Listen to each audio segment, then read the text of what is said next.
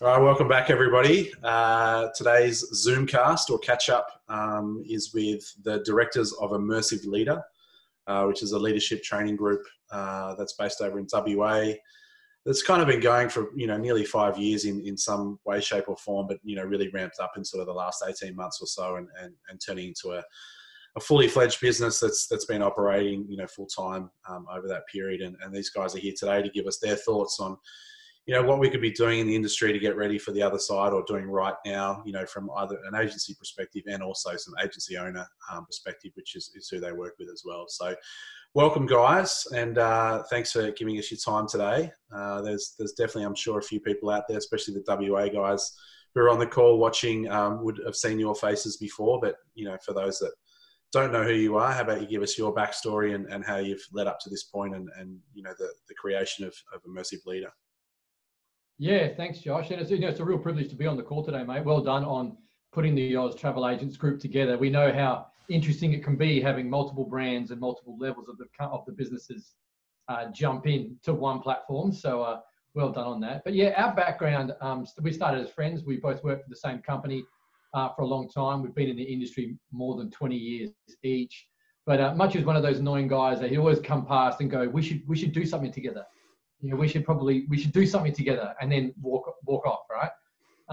We're both people we're very action orientated people. When we say we're going to do something, we actually do it. So it was about 2015 that we locked ourselves away, and we were getting plenty of agents or agencies come up to us and ask us, how do you do what you do? And we were those people. We're probably a bit annoying.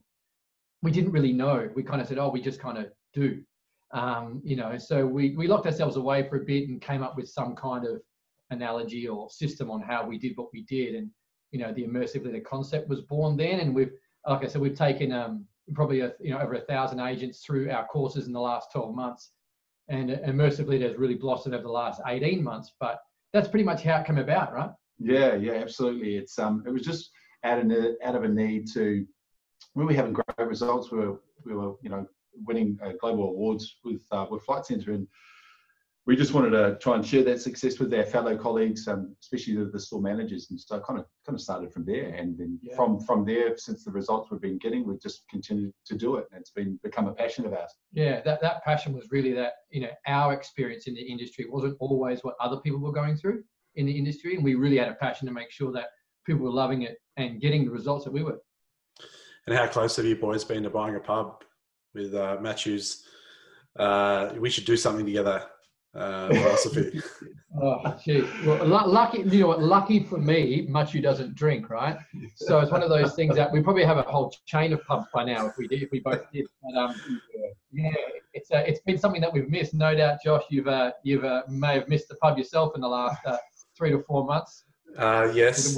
I can be honest and say that I'm missing tap beer, and I'm sure I actually am off to experience that later on tonight. And I'm sure I'll probably shed a tear when I have that first sip of that amber ale that comes out of a tap.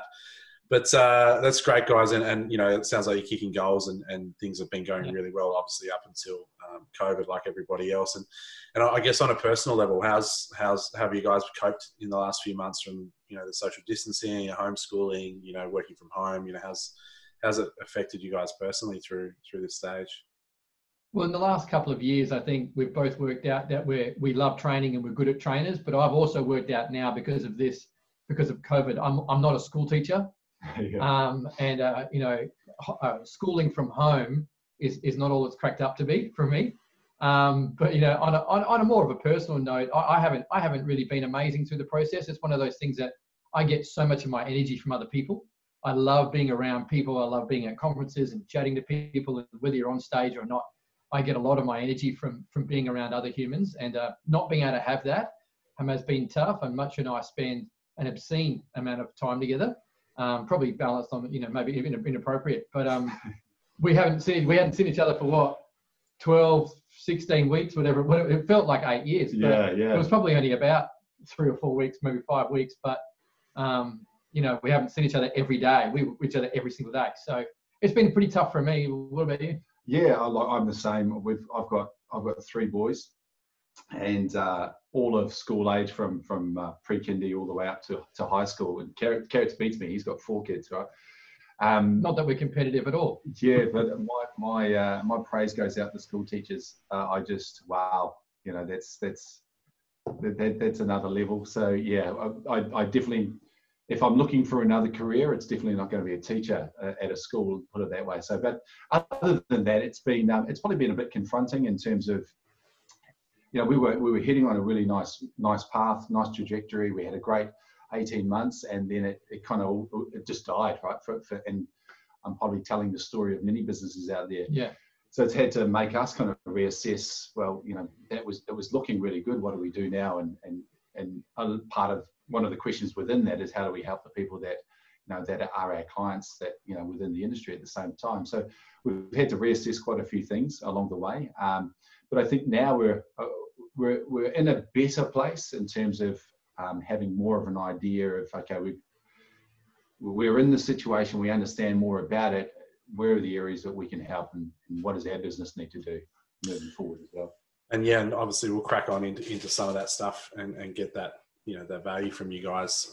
But I guess, you know, I know you guys had a lot of work sort of lined up for 2020 and a lot of things in the pipeline. How big has this impact hit you guys? What's some of the biggest things that have gone down for you guys? Yeah, well, I think professionally it has had a big impact. I mean, whenever you start a business, and I know you've had a couple of people on your site that have started their businesses recently, and you know, we mentor some people that have just started their businesses as well. And you know, we had our first 12 months under our belt before COVID, and the first 12 months of any business is always, you're married to it, right? It's always quite tough.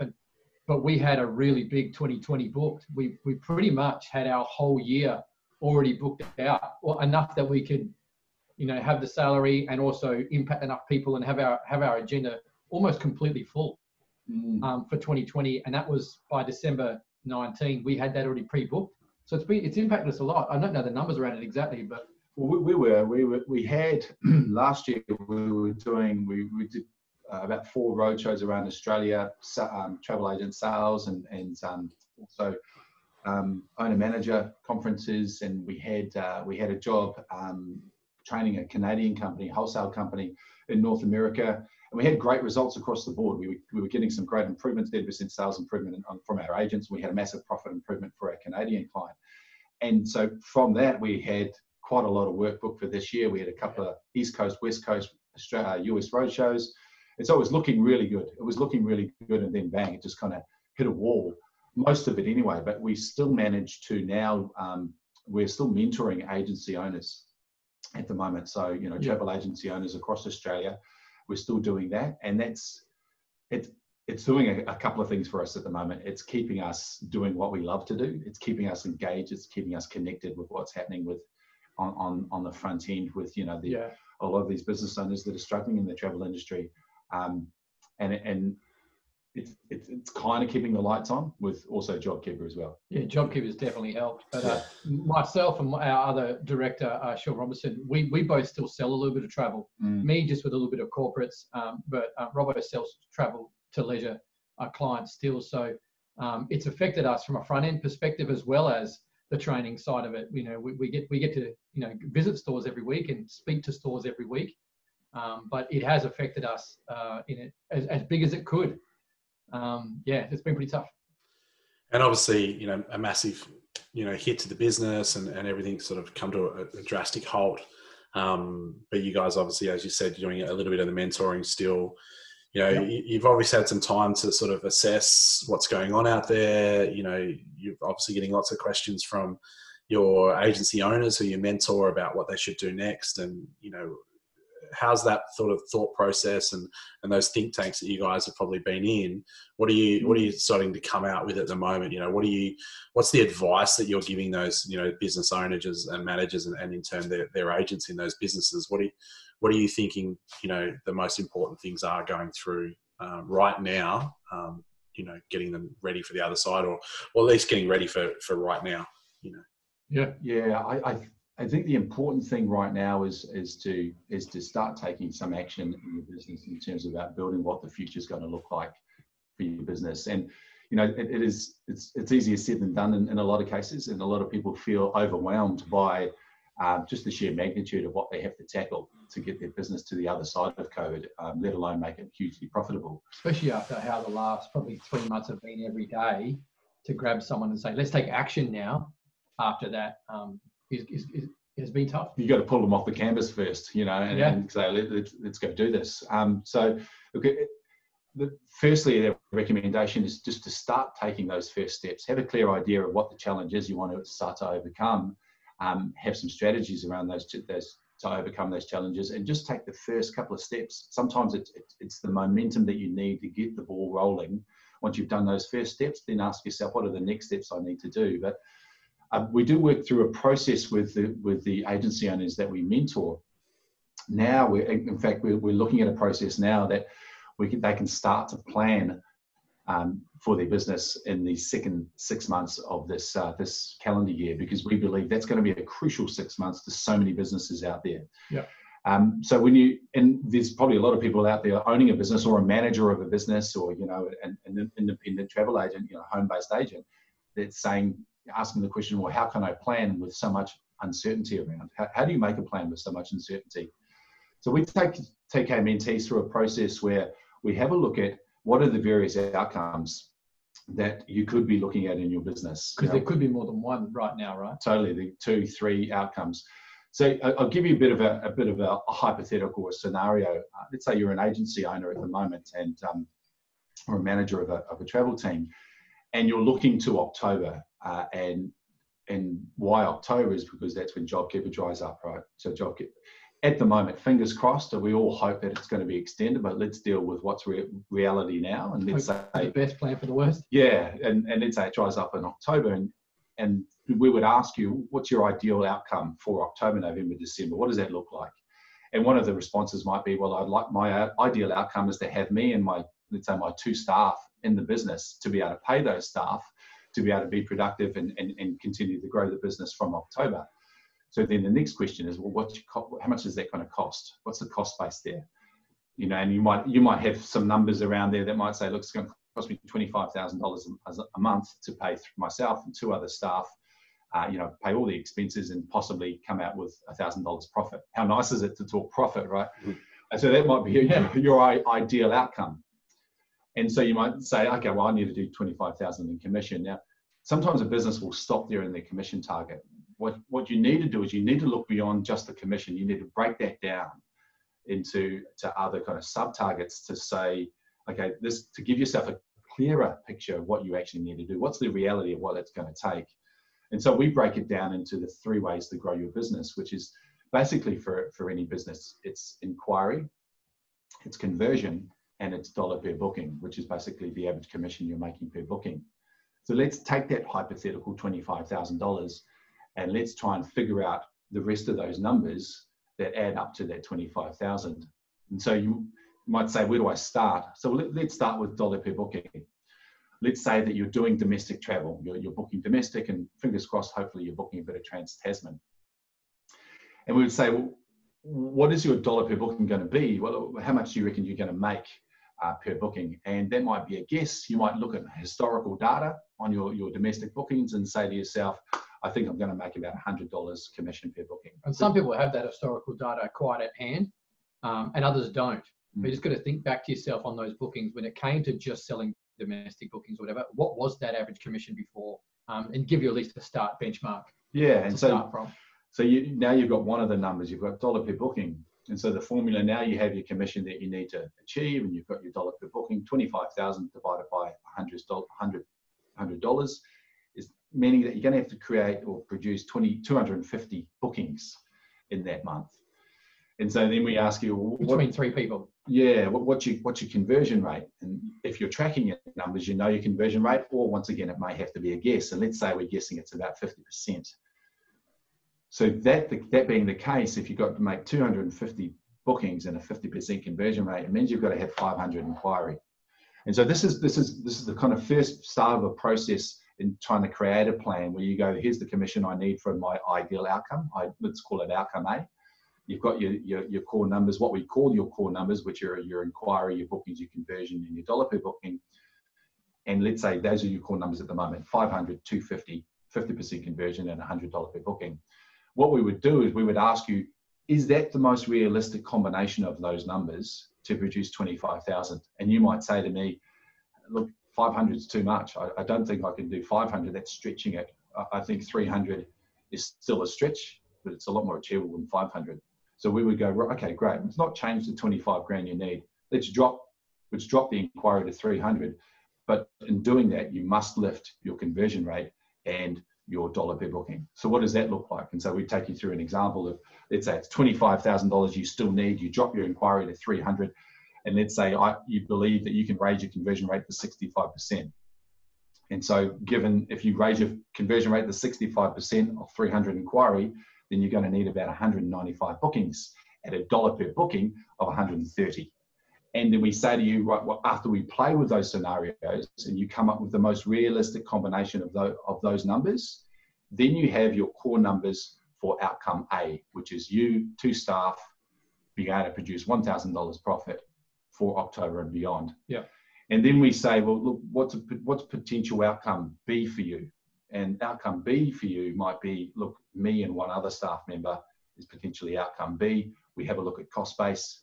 We have a look at then that's maybe 20,000, and we do the core numbers again, and then we might look at outcome C. And so let's say you've got 3 outcomes that you're looking at, A, B, and C. How do you know which one's going to eventuate? And so then once we've got those potential outcomes, we say to you, what are some of the indicators along the way that you have to be mindful of prior to October that will show you which outcome is going to be probably your reality? And this is really important. Like that part there, Josh, on the whole, being mindful as you go through the next few months, why JobKeeper is here. Most people at the moment, and we know this from experience, most people are not tracking any numbers at the moment. Even if they're only making 13 bookings a month as a business, maybe it's 5 bookings a month, they're not tracking their numbers. Yeah. So it's very hard to determine what's going to happen in October when you're not tracking what's happening now, because all the things that are going to happen over the next few months will tell you if outcome A, B, or C is the most likely outcome for your business come October. So what Garrett's is talking about, he's talking about internal indicators. And so internal indicators is once you have those core numbers set up for those 3 outcomes, is that you start to track your actual dollar per booking, your actual conversion rate, and your actual inquiry numbers through July, through August, through September. And so as you're tracking those numbers and you're seeing that, hey, we are actually producing the $130 per booking, that's an indicator tick to say, okay, that's one tick towards maybe outcome A or outcome B. We're producing that conversion rate. That's another tick towards outcome A or outcome B. And we're producing the inquiry. The inquiry momentum and the inquiry growth is happening. So you may be, through these indicators, you may be heading towards outcome A, or you may not be. You might be ticking out, your dollar per booking and your conversion rate, but inquiry's not growing as it should do, and you might be heading towards outcome B or C. The other indicators are external indicators, and those indicators are things like the extension of JobKeeper potentially. Yeah. If JobKeeper extends, then outcome A becomes a much more realistic reality because you're getting more money into your business via government stimulus. Yeah. And the trick here is really to keep as fluid as possible. And I know we're going on a little bit on the numbers, but it is so important that we make the plan now, because if we wait till October and then form a business plan, we're just going to miss the boat. If you wait for the flights to be ready to fly somewhere, you're going to be behind the 8 ball. So one of the things we've spoken about with our mentees, even as late as yesterday, is that they formed their first plan already and realized that it's only intrastate that's happening at the moment. And they were thinking, we're not going to make more than maybe $45 a booking. So they built a business plan around that. And they realized after only 1 week of sales intrastate, this is in Queensland, that their average commission booking is actually $130 so far. So they've changed their business plan on the fly, even after 5 or 6 days. And now they're like, oh, shit, we don't need as many inquiry. This is the amount of inquiry we need now. We're looking to possibly make a bit of profit this month or next month, or they're changing it fluidly, which allows them to make great decisions because they're tracking their numbers. Another external indicator might be international bookings. So you might be You might be having a look at your bookings, and an external indicator might be borders are opening and you're starting to get bookings internationally. So it's about identifying those indicators along the way so they can guide you to which outcome you're heading to. But whatever outcome you're heading to, you have a plan for that outcome. Yeah. And that's how we, one way of that you can plan with uncertainty. And yeah, and all, I mean, that's fantastic and great input into, you know, the numbers that people really need to be focusing on, and even just the fact, if they're not thinking about numbers, to start thinking about numbers and start tracking some stuff, I think is really key. So yeah, you know, I guess the thing that I started to think about as you guys were explaining that, which I assume other people out there are thinking about it as well. You know, it's all well and good to look at your inquiries, you know, your conversion and your dollar per file, because that we know they're the indicators that we need to get right. From a travel agent perspective, so this is your managers or your owners talking to their actual travel agents or talking to themselves if they're, you know, owner operators and you know, working in the business and selling, or sole traders or agents themselves. From a customer experience side of things and improving the customer experience, because I guess if we look at, if someone who tracks their numbers really well and have got all these, you know, conversion rates and dollar per files and stuff, and then they start throwing those into the calculator, they're really throwing pre-COVID experience into the calculator to pop out an answer. We know, and what we've been talking about for weeks and weeks on this, is that the experience needs to get better. You know, the awareness of what's happening out there, the health security, the safety, creating confidence with our customers, using transparency, things like that. You know, what are you talking to your agency owners at the moment, or what have you guys been thinking about from a customer experience point of view? What do we need to improve there so that we can actually achieve these numbers and these targets and these goals that we're hoping to set for ourselves? Well, yeah. I'm gonna be a Debbie Downer and go back to the numbers. No, but we apologise in advance, everyone. I give you. I'll go with my strength, and one of my strengths has always been identifying the numbers and letting the numbers guide you in terms of strategy. And so let's take customer experience. I think that's a hugely important aspect of any travel business right now and beyond the travel industry. And I think you're right, Josh, as much it goes into this point, that it does need to change coming out of COVID, more so than it probably has had to change in the last maybe 10, 12 years, as far as I can remember. And if I can speak from, maybe we'll start with why it needs to change. Why does it need to change? And I'm going to take the angle of the numbers. So to give you a bit of why does your customer experience need to change? Well, let's say you're not going to get the inquiry that you need, ideally, based on your pre-COVID numbers on dollar per booking or whatever it is. You're not going to get the inquiry. So there's a need for your conversion rate to increase. There's a need for you to make more bookings out of a smaller amount of inquiry. You need to get better at converting bookings. That's one big reason why your customer experience needs to increase. Mm-hmm. And it doesn't, not just in new acquisitions, but also in repeat bookings with your customers as well. There's also a need for dollar per booking. If you're not getting as much inquiry, and the inquiry tap's not just going to get turned on, it's all going to come gushing back. I think we can all agree it's going to be a process and flowing back to the agent. Let's hope that process is as quick as possible, but it will be a process. So your dollar per booking is not going to be, it's going to need to lift because you haven't got as much inquiry there, but your cost base is still going to be the same, right? You still need to pay your bills. So customer experience, why that needs to get better is because you need to be providing more of a one-stop shop. You need to be taking the opportunities to provide more value to the customer at the same time and making more money for yourself. So how are some of the ways we can do that? It's probably the next step is how do you increase your customer experience? And I know it's been talked about on this page a little bit, and you've done really well in getting some of the people you've interviewed to talk about it. And I think one of the common themes that we agree with as well is that you've got to start conversations with the customers. You've got to start talking to the customers, and not necessarily, don't be under the assumption that it's going to be new business that will generate, that will generate the money coming back to you. It's more so going to be potentially new destinations from existing business. I would agree with that for sure. I mean, one of the main reasons being is we know that there's been a bit of break of trust or a lack of trust out there over the last little while, and in all the experience that we've had over the last couple of decades, especially in the last 2 years training sales, heavily is that people only really book with an agent for two reasons. They book with an agent because of connection, or they book with an agent because of expertise. Same with your hairdresser. It's either connection or expertise. With your mechanic, it's connection or it's expertise. With any service-based industry, it's pretty much boils down to those two things.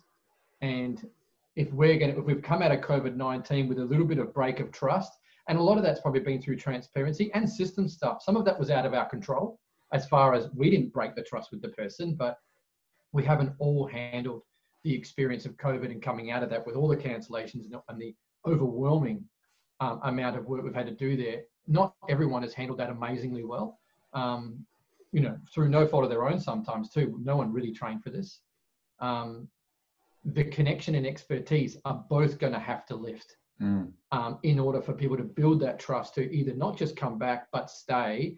And if we're not even talking about new acquisition, we're talking about the acquisition of the clients that were already clients before. So how do you build a better connection than you did before? Yep. That's going to have to change. And whether we delve into I know that much we'll probably talk about CRM stuff soon, because it's a pet peeve of his as such. But for me, around expertise, it's been so ordinary that our expertise would just be destinational training.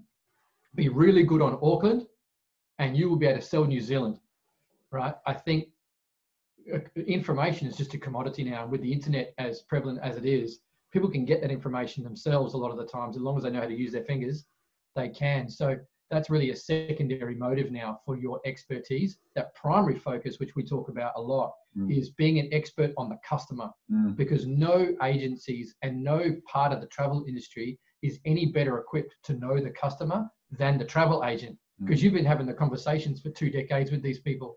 You know them better than Expedia does, right? So you are a little bit ahead there. We do have a leg up in relation to, we can actually have those conversations now with warm leads, people that we already have a connection with, but are we really experts on them, not just the destination? And that is how we'll lift our expertise, because they're the two areas we have to lift in order to keep our clients and then possibly gain more in our mind. I totally agree with that. I think that the secondary expertise now is product and destinational expertise. Correct. It's still needed. But absolutely, it has to be. Primary expertise now, the main expertise that we're trying to grow is our ability to understand our customer, the individual sitting in front of us. And I think what's going to help us do that is that we have to be better at creating a lot richer profiles of our customer. So it's not about dates, destination, and budget anymore. It's got to be more than that. You know, how far do we take it? Do we take it to we want to, you know, funny enough, we've been doing a bit of research on the customer experience and understanding. So I'm knocking a desk. I think I'm waving, the camera's going a bit.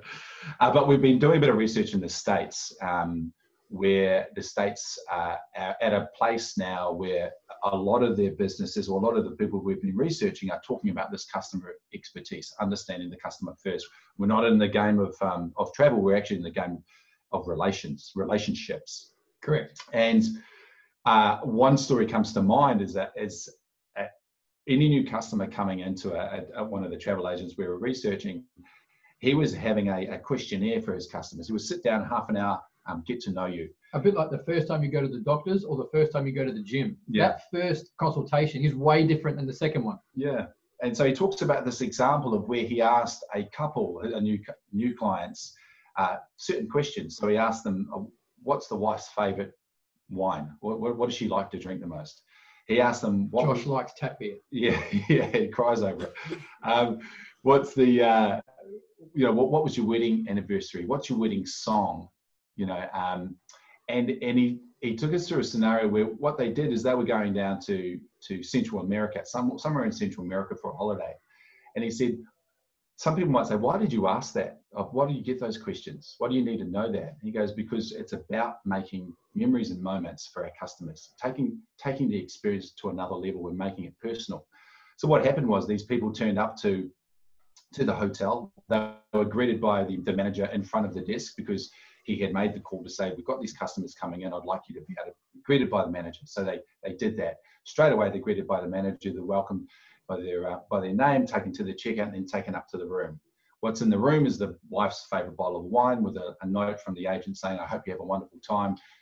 You know, you guys have been looking forward to this. Make sure you have a wonderful time. Tell me all about it when you get back. They then 3 nights into the holiday, he's booked a restaurant for them. He's looked at a restaurant and said, I'm going to book this for you. You're going to love this food. From what he already knows about them, you're going to love this restaurant. So they're at the restaurant, and then there's live music there. There's a pause in the live music, and the musician says, this song goes out to whatever their names is. I hope you're enjoying your holiday. And guess what plays? The wedding song. And it's just one example, but it's an example of, I think, where we need to take our expertise on the customer, where our customer experience needs to go. And it may even need to take a change in how we define the travel agent. Are we travel agents anymore? Are we travel designers? Are we travel concierge? Do we need to rebrand ourselves because of the new level of experience we're going to provide to the customer? Yep. And does that rebranding help us think of ourselves in a different manner? You know, and to be able to then deliver a different experience where the customer is key, and your understanding of the customer is only overlaid with your product and destination after you understand the customer fully. Yeah, and a great CRM system, and this is definitely not our wheelhouse here at all here, Josh, but a great CRM system. If we're going to use technology, it's not just about being able to find things quicker or learn about that car quicker. It's really about being able to have a CRM that allows us to understand our customers better and be experts on the customers. So even though it's not our wheelhouse, if someone's listening out there and it's your wheelhouse, please get a hold of us, because we'd love to put our minds to that. We'd love to get involved in that. I'm probably not saying something that everyone else doesn't know already, but the travel industry and technology is never, no one's ever said we've been that good at it, right? In fact, let's be honest. I think you're being a little bit kind there, mate. We've been a bit shit at it, right? About technology. And I'm probably speaking more so around CRM systems. So there is an onus on travel agents to deliver a great customer experience. But gee, let's get around them. Let's get around them with good CRM systems that allows them to be able to do that better and do that more time effective, or without having to put as much resource in it. Let's do it with great profiles. Let's do it with some automation. Let's do it with prompts. Let's get some systems around our agents now to help them deliver that customer experience. So we ensure that it happens. Yeah, and I know that some of your other speakers, which we enjoy these podcasts a lot, Josh. Notice that one of the other speakers was talking about transparency. You've covered it a lot.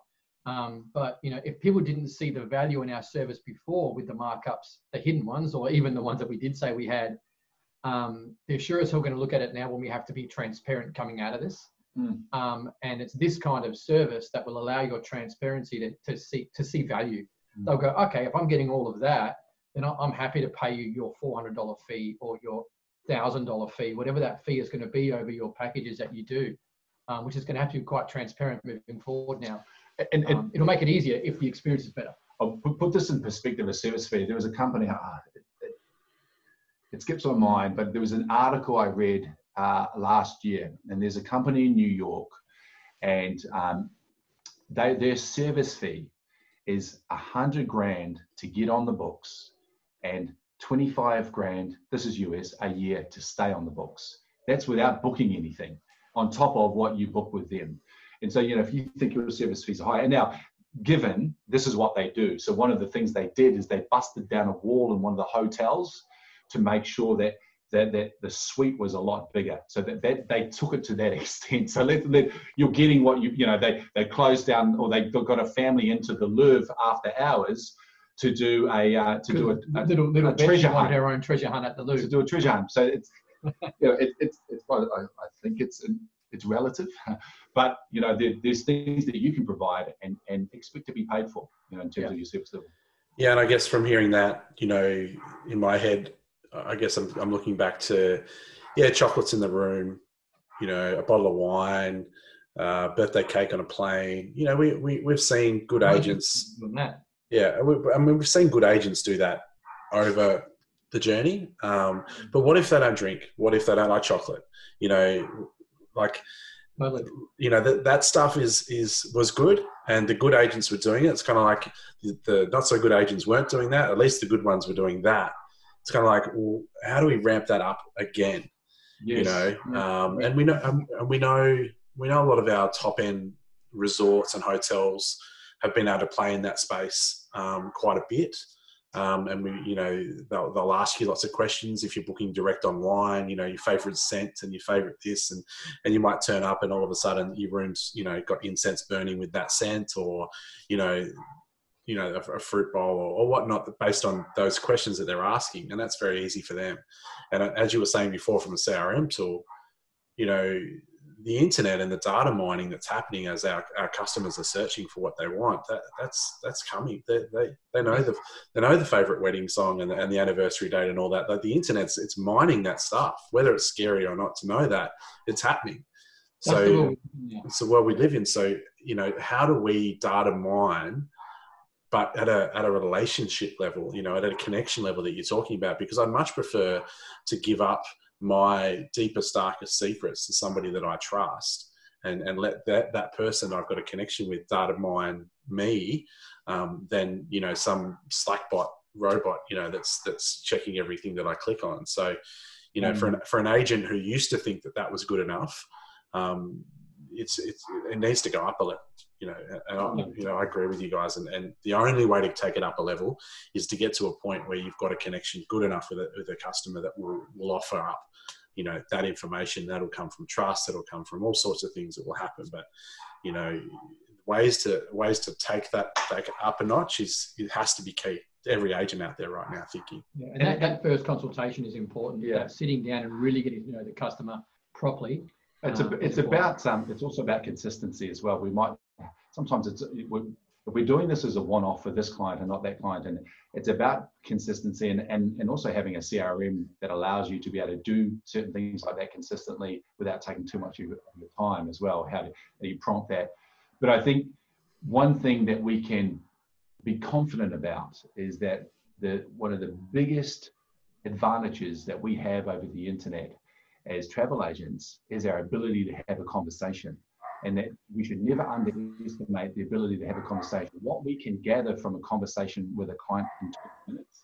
There are online internet companies spending millions and millions and millions of dollars trying to get that information.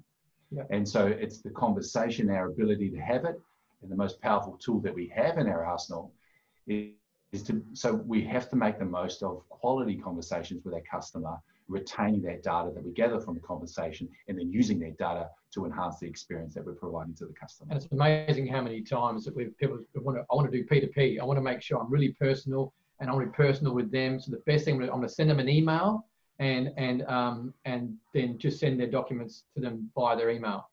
So, you know, you just took something that was personal and you made it impersonal. And too many travel agents, and I think back to my time I still sell now, but to corporates, but I think back to my time in the stores and how impersonal we made something that is uniquely and it's personal, and we made it impersonal so many times, and it just won't work coming out of COVID. I think that we're going to have to change that now to stay relevant. Totally. And speaking of now, and speaking of the possible bubbles and you know whatnot, that's gonna, you know, we're all hoping that opens up.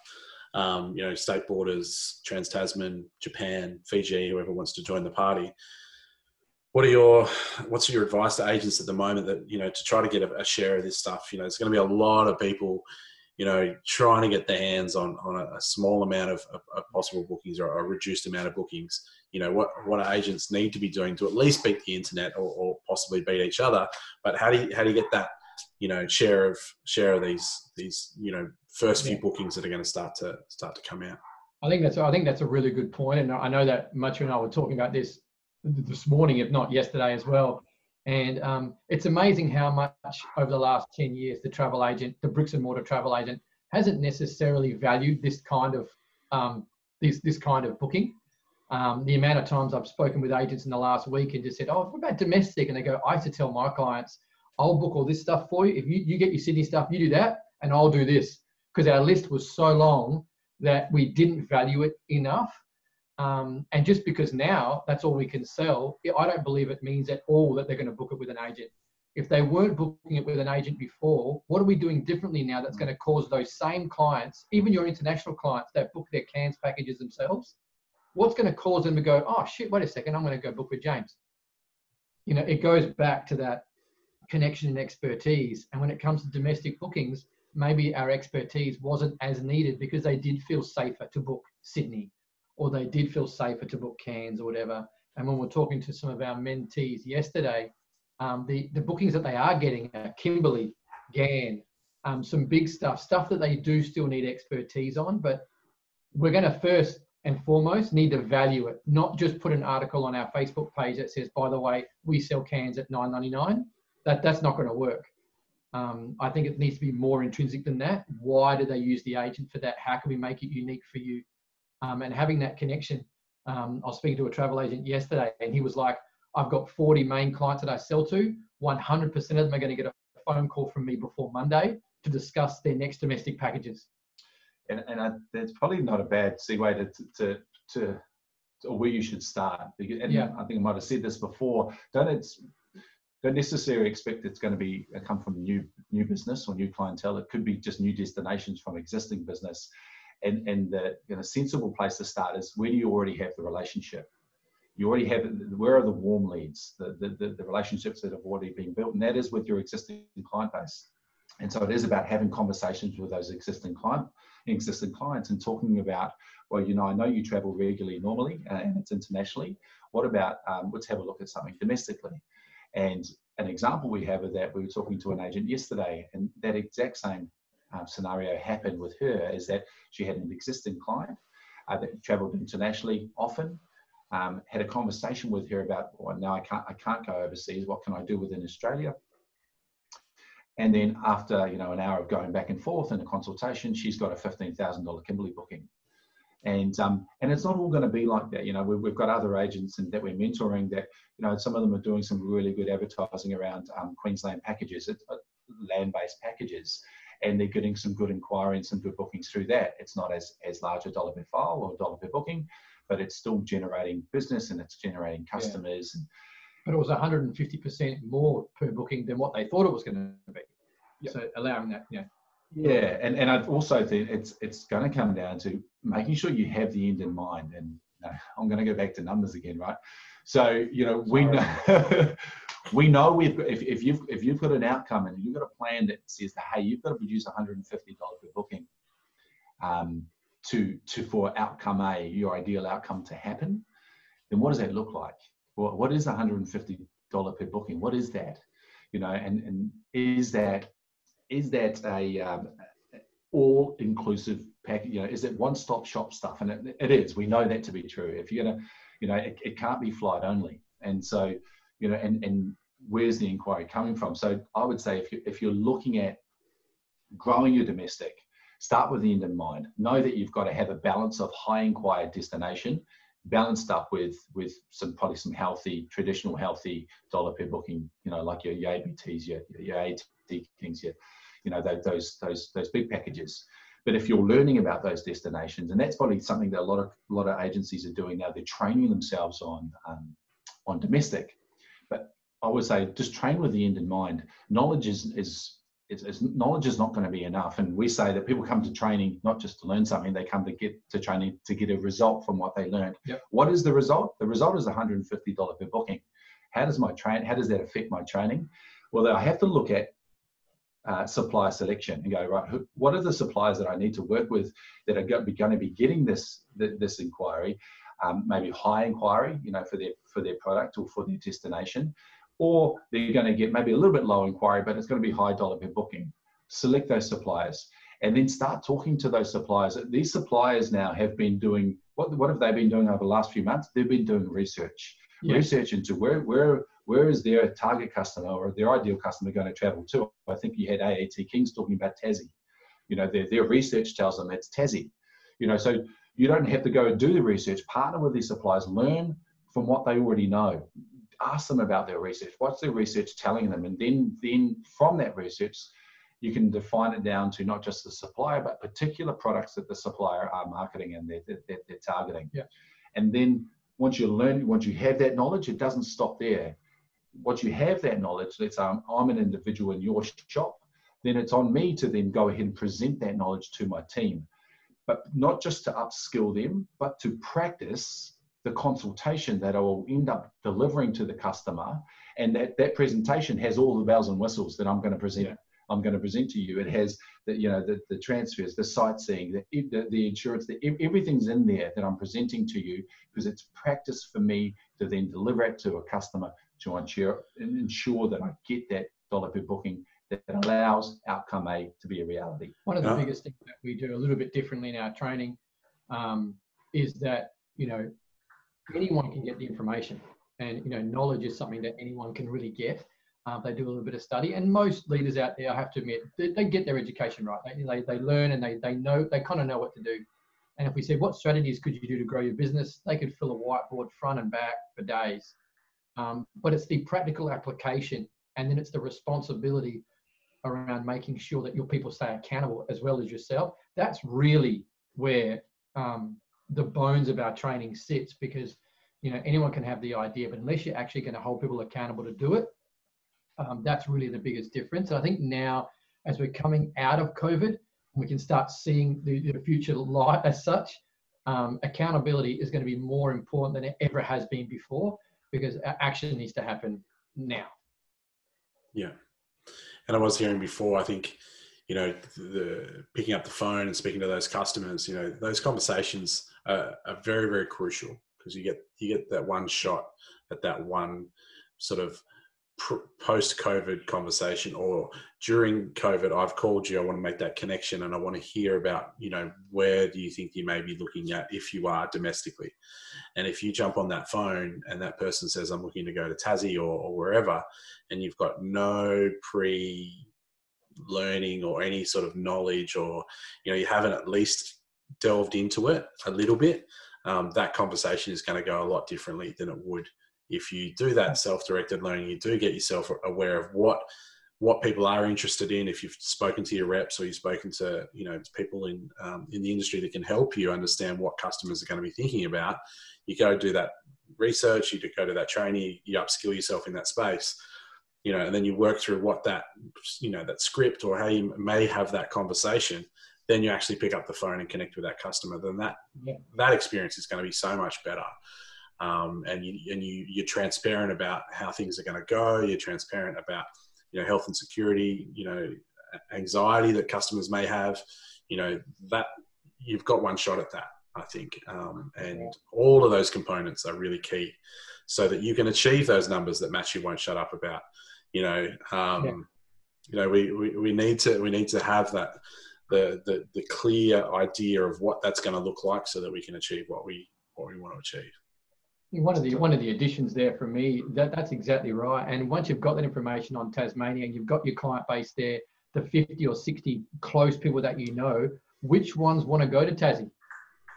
Because your customer so well, you know where to start. You ring Mr. and Mrs. Jones, I'm calling you because I know that your last 3 trips were X, Y, and Z, and I know we can't travel overseas at the moment, but here's your domestic experience. That really is something that I know you would be into. And connecting the right trip with your client is really important. And I'll just add to that as well, is that I think knowing the product and having that training is going to be crucial to having a quality conversation, absolutely. But I just don't want people to use that as a barrier to picking up the phone, because if you've got a fear that I don't know my destination well enough, it's not going to be a good phone call, I'm not going to pick up the phone, then that's even worse than picking up the phone and not having the information on, So I would just say that if you've got that fear that you don't have potentially know what the customer already wants, and you may not have the knowledge for them, then you can still go into that conversation, once again, just trying to understand the customer, and then letting the customer notice that we have plenty of options domestically that we can talk about. This conversation is more so about what do you want, what and why do you want it, and understanding what you really need. And then what I'm going to do is I'm going to go away and take that information, talk to the suppliers, the great relationships we have with the suppliers, and then figure out the best experience that's going to meet your needs. That conversation can still happen, it can still be positive, and it doesn't have to hold you back from possibly not making the call. And let's be honest, the reality out there is people are still dealing with cancellations and refunds and customers, and they might be saying, well, I don't have time to do that. I don't have time to do that. And all we're saying is that the reality is, yes, you're dealing with a customer complaint. You're dealing with the issues that are going on with customers' credits and all these things. But what are you doing in the gaps? What are you doing in between the call that you just took and the call that you're going to take in an hour's time? And that's all we're saying is, what are you doing in the gaps of time that you have choice to be able to do something that works towards an ideal outcome, like outcome A. And it's those conversations with customers. It's the training with the end in mind. It's all those sort of things that you're doing in the gaps that will help make sure that the ideal outcome happens. And remember, email is for information, not for conversation. So if you can pick up a phone, pick up the damn phone. Yeah. But it feels awkward. I don't want them to have my mobile phone number. Maybe travel agency might not be for you. I think it's now come to a time where that P2P really does need to happen. And I know it's going to be a bit scary as we move into that, but trust it, because people crave people. They want to get a call from you. And it will play a big part to them staying with you and being a customer for life. Absolutely, I agree, guys. And look, I think you've raised a lot of good points today. You've added a huge amount of value, and I think you've got hopefully a lot of people thinking about what can they do right now, and what steps can they start taking towards the coming months, and looking at that October and beyond and so forth. If the guys want to get in touch with you, they want to find out more, find out about your services and what you can offer, what's the best way they can do that? Well, what we'll do is, I suppose we've got to be advocates of what we teach, right? So we're going to give you our mobile numbers so they can actually pick up the phone and have a chat to us if they have questions. Anytime. Yeah, if they want to talk a little bit more about it. What we'll also provide you with is, we've talked about this a little bit before, is that sometimes it's a little bit overwhelming, the mountain you have to climb. And sometimes it's just about taking the first couple of steps to be able to get to the summit. And so we'll give you just a simple action plan template, which just breaks down a process of setting goals, strategies, and what are the first actions you could take to get the ball rolling. We do have, we haven't got set dates yet, but we do have a couple of free webinars that we'll be delivering on a bit more detail in setting a plan. But we'll be announcing that we'll have more information coming through our Facebook page. So we can also leave our Travel Agent Facebook page for you as well. And then finally, we're currently working with travel business managers and owners now in a mentor program. In July, starting in July, we're going to open up the intake for that program, because we feel that look these next 6 months of the second 6 months of the calendar year are going to be crucial for survival. And the first 3 might even be different than the second 3 of those 6 months. So mentoring people through that stage is something we're passionate about to get right for them. And so we'll leave you a bit the link there to the mentor program that we've got the intake now. It's a small group, it's 6 people. And what we've found with the mentor program is we can talk about ideas and solutions, and we're very, there's been a lot of great interviews talking about what people could do. And what we've found is probably 20-30% of the solution, because the rest of it is the action. This is where the biggest opportunity is follow through, action, adaptation, learning. And that's why we've found the mentor program has been highly effective for those guys that are on it, because it actually takes them through getting them to do something and learning from it and continue the progress. We like accountability and responsibility, and that mentor program allows us to keep agency owners and agencies really accountable and achieve their goals. So if that's something that you want help with, please reach out. We're happy to help. Yeah. Great. And as we always do, we like to share the love in this group as much as possible. Have you guys had a bit of a think about who you might think could jump on and add some value and share their side of the story at the moment? Yeah, well, we're trying to think from the perspective of who haven't we possibly heard from, and what would be an interesting interview in terms of beyond domestic. So we'd like to nominate Mason from Asia Escape, and we would love to hear about what they're thinking Asia-wise, what they're hearing. The Japan bubble, how that might work and all that kind of stuff. And because obviously everyone's hoping for international travel to come back as quickly as possible, but we'd love to hear from him and what's happening in that space. And I think that'll be highly valuable for the guys on the page as well. So we nominate. Cool. Well, we'll tag him in and see if he wants to jump on and share the story. So that'd be great. Guys, as I said, huge amount of value. I got a lot out of it, and I'm sure every time I get tons out of these interviews, I know that others are as well at the same time. And we will put in all those contact details, and I hope people do reach out, because I know that you guys have a lot to offer, in helping people get ready for what this other side looks like. And that's what we're all here for, is trying to build a stronger industry and make sure there is still one for us all to do what we love on the other side. So, we thank you for all the hard work you guys are doing over there. So good luck with it all, and I absolutely look forward to catching up on the other side, and when we can actually cross borders and get to maybe have a tap beer one day. Sure, Sounds perfect, mate. It's been our pleasure. Yeah, absolutely. Our pleasure, Josh. Thanks, guys. See ya. Yeah, mate.